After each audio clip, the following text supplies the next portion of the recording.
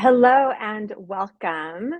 Welcome to ChIPs LinkedIn Live. We started this as a way to showcase some of the amazing work from the ChIPs community to advance women in tech, law, and policy. We have a very exciting episode for you today. I'm pleased to welcome Judge Christa Zado. Welcome, Christa. Hi, good morning, Monica. Thank you so much for having me here. I am so delighted to be here today and to be able to share a little bit about the programs that we have at the Patent Office. So let me give a proper introduction. Judge Zado is an administrative patent judge at the Patent Trial and Appeal Board in the Silicon Valley office. She presides over trial proceedings under the America Invents Act and decides appeals of adverse decisions made during patent prosecution at the US Patent and Trademark Office. She earned her master's degree in electrical engineering from Stanford and her law degree from Berkeley School of Law. Judge Zado helped found the Legal Experience and Advancement Program, which I'm super excited to talk about today. And she's actively engaged in supporting diversity, equity, and inclusion efforts in her community. Prior to her appointment in 2014, she was in-house counsel at a Fortune 100 company and was also a private practitioner at a law firm before that. I'm so glad to have you here, Christa. Last week was ChIPs Week.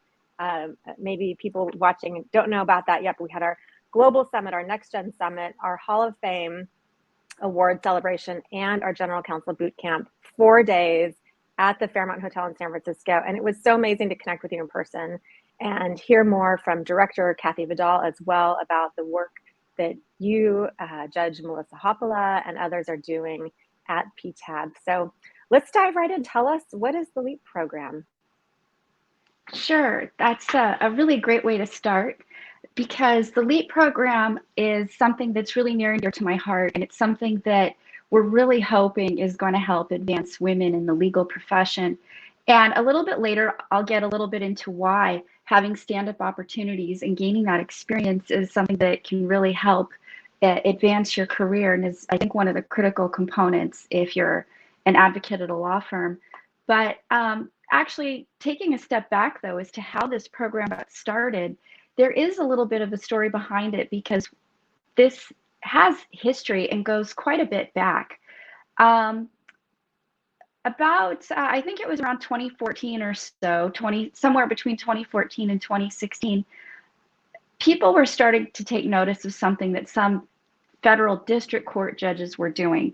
And what these district court judges were doing was they were starting to create incentives for younger attorneys to have opportunities to argue before them. And just some examples, they were starting to do things such as offering extra oral argument time if a junior lawyer argues, or maybe they would take an issue that they wouldn't normally have a hearing for. They would decide this issue on papers, and they would decide that if a junior lawyer came to argue, they would go ahead and hear that argument. And then that way, younger lawyers would get opportunities, and hopefully this would provide incentives for law firms to provide these opportunities. And so this wasn't really anything formal. It was just something that some judges were doing. And Kathy Vidal at the time is one of the people who took notice of this. And this is well before her time here at the Patent Office. And what she did is she created Next Gen.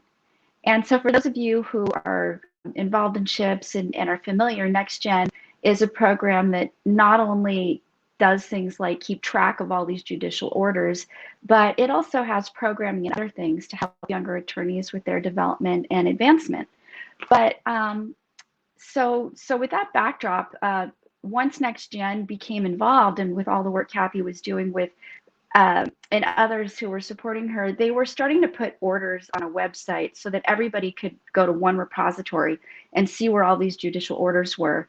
But also, it's sort of helped this dialogue where people started talking about, well, what can we do to sponsor junior lawyers to make sure they get these opportunities? And in-house counsels became aware of it too and started to develop this understanding. This is something judges would like to hear. And so what happened was a few years ago, I was at a conference and somebody in the audience had asked this was a panel of PTAB judges, and someone actually posed the question and said, well, Your Honors, we think you're familiar with this Next Gen thing that's going on and creating incentives for oral advocacy opportunities.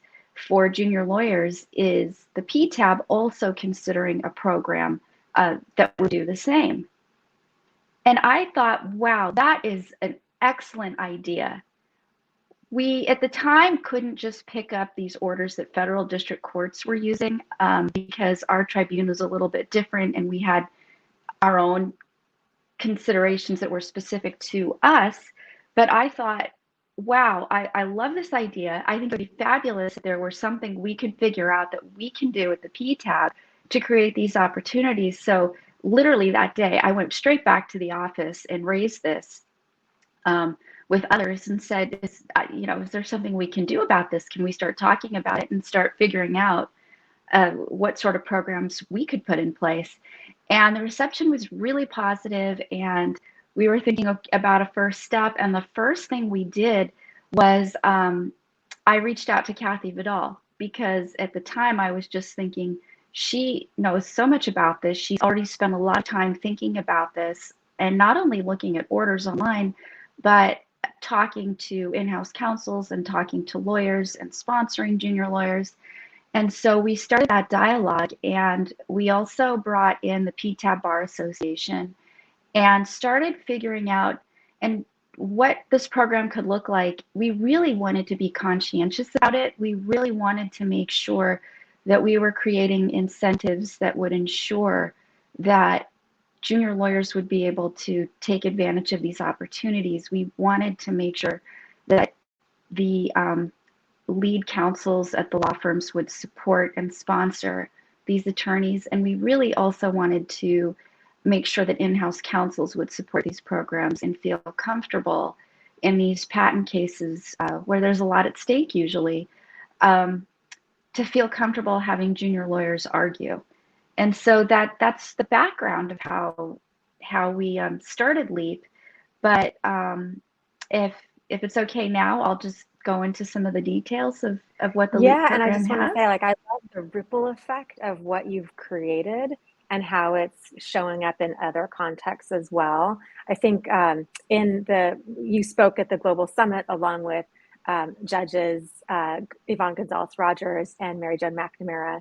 And I think in one of the prep calls, Judge Gonzalez-Rogers shared a story about how there was a senior partner, and he was getting advice from a female junior attorney behind him, like, no, this. And, he'd look back. And then she finally said, would you like her to make the argument? And they agreed. And then both sides brought up a junior woman attorney. And she said it was one of the best cases she'd ever heard. Something like that.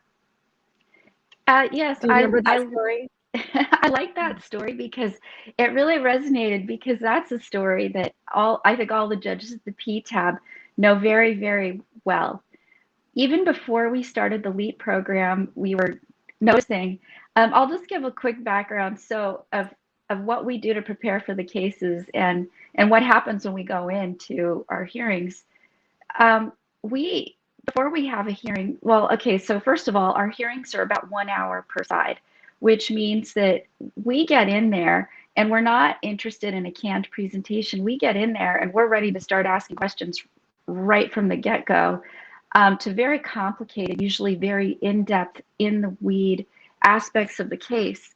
And so we read all of the papers, we read the patent, we read the prior art, we read the declarations of the experts, we look at any case law that might be particularly important for that case. And we have questions already when we go into the hearing that are usually really, really detailed and in the weeds.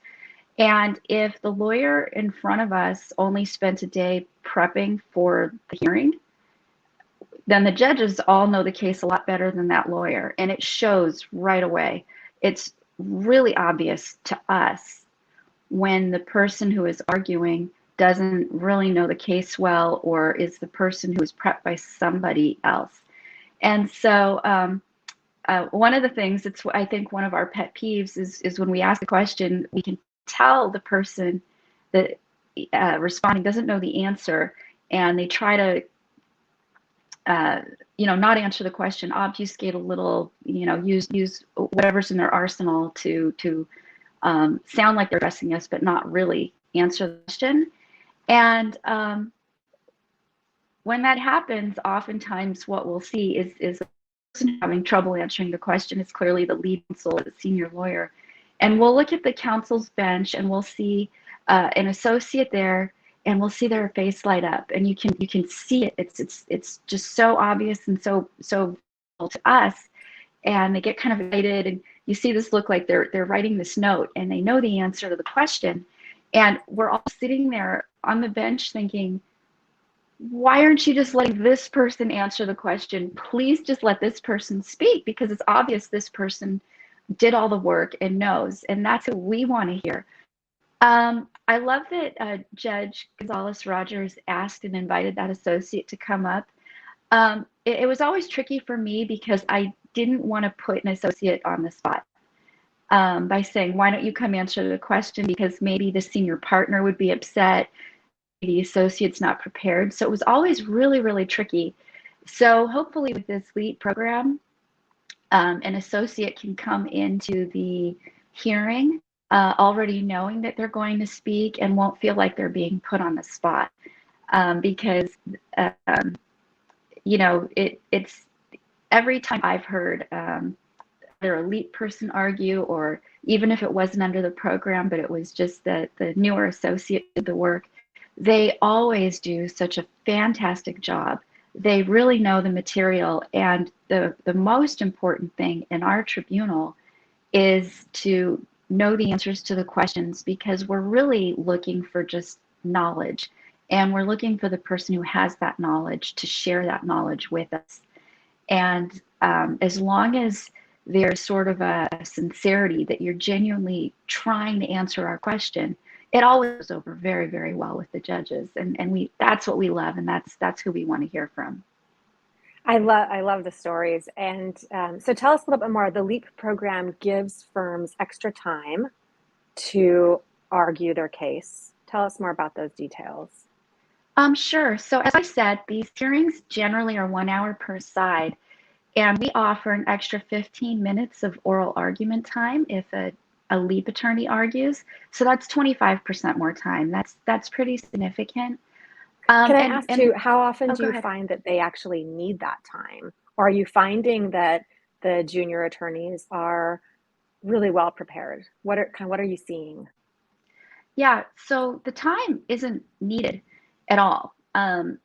The advantage, though, of having that extra time, I don't think it's because the attorneys need the extra time, but it's because sometimes one of the things that the team presenting to us wants to do is split the argument. So the LEAP attorney will take part of the argument, maybe a senior attorney will take part of the argument. And so there are these transitional periods where, you know, it always takes a little while for somebody to warm up a bit when they start arguing before us. And so I think the biggest value of the extra 15 minutes is that it just builds in time for this transition from one lawyer to the next. But I don't think it's because the junior lawyers need more time to get their point across. Quite honestly, because they know the answers to our question, they take less time to get their point across than someone who doesn't know the answer to the question. What kind of impact are you seeing so far with the LEAP program? Well, and helping to advance people in their careers. So one of the things is it's really hard from our side of the bench to see what the impact is of the program on an individual's career. I know that the individuals themselves probably have their own stories about how this has impacted and helped their career. But I do know that from our side, what we're seeing is we're seeing more, and this is anecdotal, but we're seeing more junior lawyers arguing. We have, since the program started 2 years ago, we've had over 100 junior lawyers argue. And anecdotally, I just, like I said, we didn't have data beforehand. We didn't ask beforehand, are you a junior lawyer, aren't you, when you argued? But just anecdotally, what I and my colleagues, when we talk about this, we're seeing that many more junior lawyers are arguing in front of us now. And so it's our hope that it's because of this, that this program is helping encourage that and making this opportunity available to more advocates. I can say that in my experience, one of the reasons why I think this is impactful and why it's so important is, going back to when I was at a law firm years ago when I started my career, I had so many experiences and also other associates who were my peers, where we were ready, even if we were at a firm where our colleagues and our mentors were trying to provide these opportunities. I can't tell you how many times a case settled or a case was dismissed or a hearing where I was slated to argue an issue or a motion was canceled because the judge was going to decide everything on the papers. And at the time, there was no LEAP, there was no Next Gen. These programs weren't formal and they didn't exist. And I can't help but think that some of these times when the judges were canceling the hearings, they would have, had Next Gen existed, they would have gone forward if they had known that someone like me or someone like my peers were going to argue at those hearings.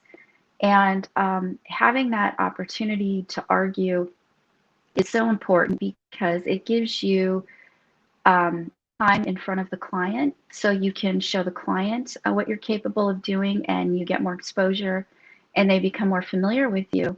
And that's going to become so critical in your career and in your development as you become more senior. And the other thing is that it's one of the skills that firms look at when you start advancing and becoming eligible for partnership. I haven't been at a law firm for a while, admittedly, but I do know that at the time, these law firms had this list of things they wanted to see, and they wanted to see that one of the things you could do as a litigator is argue, and that you've had experience with oral argument. And it's through programs like this that hopefully lawyers start to get a lot more exposure to that and many more opportunities for that.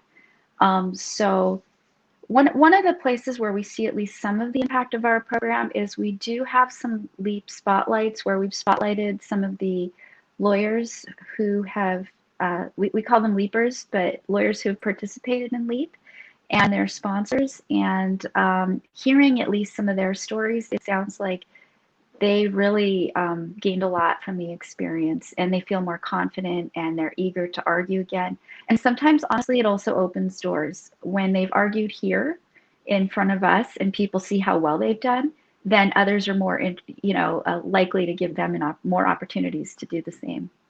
Right, they gain client awareness too, client visibility, and then others start asking for them, hopefully. Mm-hmm. Yeah, and that is so important. Do you have a sense of how many law firms are aware of the LEAP program and how many are using it? Those who come before you? Yeah, I don't have a lot of visibility into that. I know that we try our best, we meaning Kathy Vidal, but also everyone at the Patent Trial and Appeal Board. When we go out to conferences, we usually try to at least mention LEAP and make sure people are aware of it. I think we're starting a media campaign on our website to hopefully raise awareness. The PTAB Bar Association also, because they were involved in us launching the program, I think that they, at least amongst their members, try to help raise awareness of it. I'm hopeful that through ChIPs, we can also raise awareness about this program. So that hopefully, just trying to think of different ways to get the word out. But most of how we're getting the word out is, I think, either through organizations and at conferences. Right. It was so wonderful to have Kathy Vidal keynote our Friday morning session at Global Summit and share the video, which is now on your website. And I love this video of the LEAP program. And I can imagine all of the almost 700 women in the audience saying like, okay, I'm going to sponsor a junior attorney to make that argument. And I just think it's fantastic. What would be your advice for a junior attorney who wants that experience and who's not getting called up? How could they come in and say, hey, with this LEAP program, I want a shot?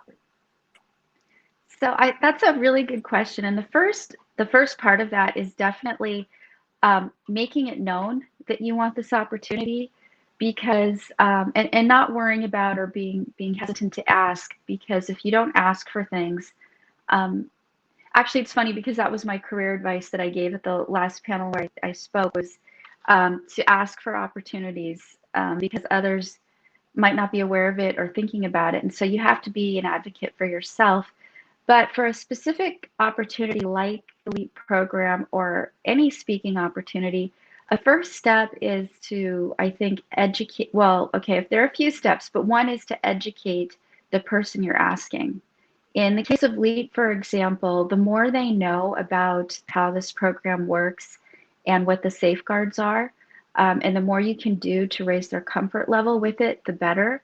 For this program in particular, I think some of the highlights are to let them know what the judges have said, and maybe you can find it on our website about how we want to hear, this is who we want to hear from, to let them know argument time can be split, because I have heard that sometimes there's hesitation to give the entire argument to the junior lawyer, but if it's just a piece of the case, you could maybe think of a piece of the case that you worked on and know very well, and instead of asking to argue the entire hearing, you could say, hey, could I argue just this part of the case that I worked on? Or if not that part of the case, work with that potential sponsor on a part of the case they would feel comfortable with you arguing. Another thing is to remind them of a guardrail that we have. We don't think it's necessary, but we think it's helpful for people to be able to tell decision makers this guardrail exists. And what that guardrail is that the lead or senior lawyer is present at the hearing, and it's even sort of worked into our scheduling order that that person can at any time add to the junior lawyer's argument or make corrections to that argument if they feel it's necessary. So to the extent you can educate that person and get the sponsor comfortable with it is good. I also think it's good to also make this request early on, because sometimes it's not the sponsor who says no, sometimes it can be the client. And the things that your sponsor, potential sponsor, could do to get client buy-in could include things like also educating the client about our hearings and about our incentives and about our safeguards. But the other thing is that the client, if they haven't had exposure to you, they might be less likely to agree to have you argue. And in a case, if your sponsor gets you exposure to the client early in the case, maybe it's during calls with the client or mentioning you to the client and making sure that the client knows who you are. That also, what I'm told, can be helpful in getting client buy-in and approval. And so you really need somebody to, if the client is not certain of this or comfortable with this, it seems like it's just so important and so vital for your sponsor to start advocating earlier in the case instead of springing it on the client. You know, if they spring it on the client right before the hearing, I think I imagine it's a lot more challenging than if early on you're already thinking about it, talking about it with the client, so the client knows who you are, and thinking about what part of the case you could argue. Such excellent advice, and I really love that at the PTAB you are thinking about this and making it so easy for junior associates to come in, get the experience, develop those pathways to promotion, pay equity, all of that really matters in developing one's career. Final question, what is one piece of advice about navigating your career that you wish you had known earlier? Going back to asking questions or asking for help or asking for opportunities, I don't shy away from it now, and I'm not hesitant now. But and I wasn't at the second stage of my career when I became in-house counsel. But when I was at the law firm and I started, I was so eager to please everybody that I was working for. And I was really hesitant to, if there was an opportunity or something that I really wanted, I was hesitant to ask for it. And since then, I've learned a lot. I've learned that we should be asking for opportunities. We should be asking for a pay raise if we think it's appropriate. We should be asking for promotion if we think it's appropriate. We should be asking for credit. We should be asking for opportunities to engage with the client more. And sometimes the answer is no, and there are reasons for it. I don't really focus on those anymore. I focus on all the times when somebody has said yes and the opportunities that became available because of that. And so I really wish that I had been more proactive earlier in my career with looking for that. I think it also can lead to sponsorship and mentorship. The people that you go to and ask these opportunities from, and it's a give and take. I'm not just asking, can I do this? I'm making it clear that I'm trying to offer something of value and trying to be helpful. But in being helpful, can I do this? Can I do that? Can I have this opportunity? Can I spend more time with the client so I can learn their business better?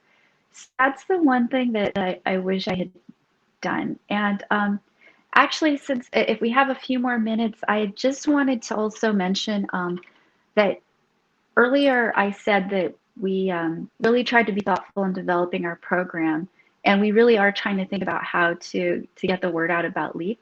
But we have also, I think we need everyone's help with this. We need to get feedback. We need to know if what's working, what's not working.